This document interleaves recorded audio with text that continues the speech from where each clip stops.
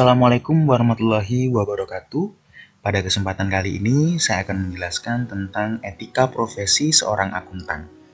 Sebelumnya kita telah belajar bahwa akuntan itu ada beberapa bidang dan juga jenis pekerjaan. Nah, masing-masing diatur memiliki etika masing-masing. Apa itu etika? Etika adalah apa yang baik dan buruk tentang hak dan kewajiban moral. Ya, jadi sebagai seorang yang memiliki etika harus bisa membedakan mana yang baik dan mana yang buruk sesuai dengan hak, tugas, pokok, dan fungsinya. Nah, di sini sebagai seorang akuntan berarti harus bisa membedakan mana yang baik dan mana yang buruk terkait dengan pekerjaannya di bidang akuntansi.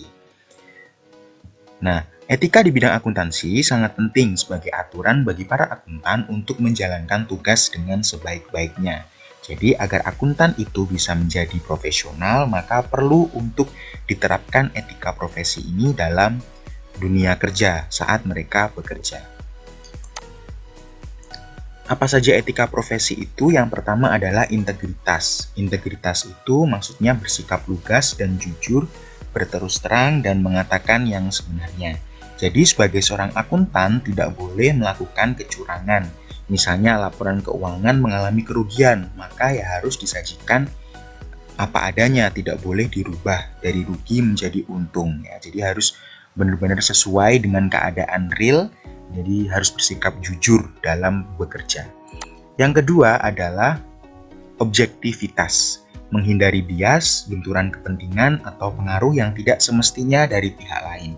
Misalnya saja dalam suatu kantor ada saudara kita, dan itu pun tidak boleh mempengaruhi kita dalam bekerja. Jadi karena itu kantor milik saudara kita, jadi kita membantu dia untuk bisa laporan keuangannya bisa menunjukkan hasil yang baik, padahal mungkin kenyataannya tidak. Jadi harus objektif, tidak boleh memandang kepada siapa kita bekerja atau klien kita siapa. Ya. Jadi harus benar-benar berpegang teguh pada standar yang berlaku.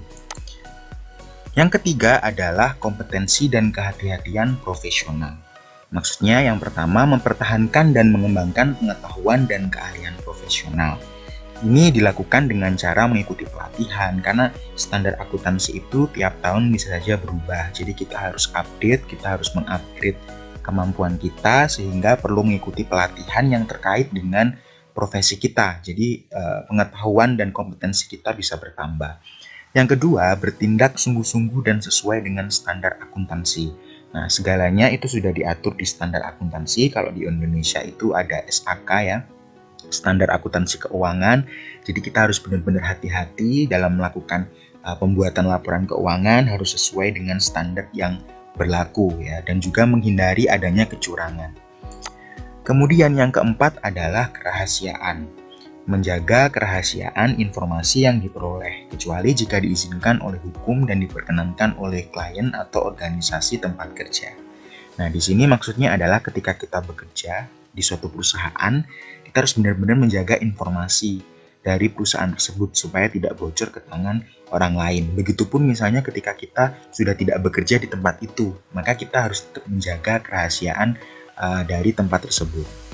Kompetensi kita mungkin bisa kita terapkan di perusahaan baru, tetapi informasi-informasi penting terkait perusahaan lama tidak boleh kita sebarluaskan ke perusahaan kita yang baru.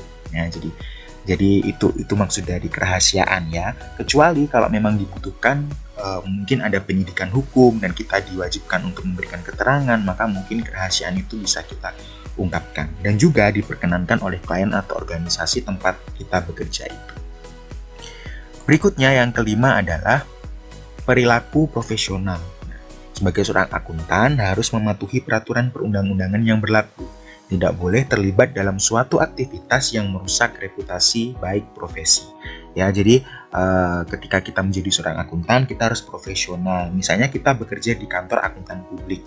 Nah, kita melakukan pemasaran kantor kita gitu ya. Kita tidak boleh membandingkan kantor kita dengan kantor yang lain, yang notabene kantor tersebut juga menjalankan profesi yang sama, yaitu akuntansi ya. Jadi tidak boleh saling menjatuhkan satu sama lain, jadi harus tetap profesional.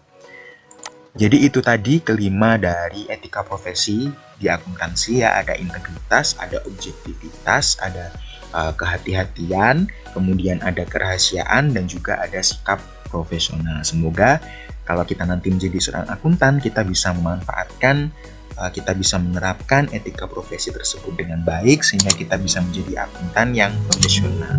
Demikian yang bisa saya sampaikan untuk hari ini. Ada kurang lebihnya mohon maaf. Wassalamualaikum warahmatullahi wabarakatuh.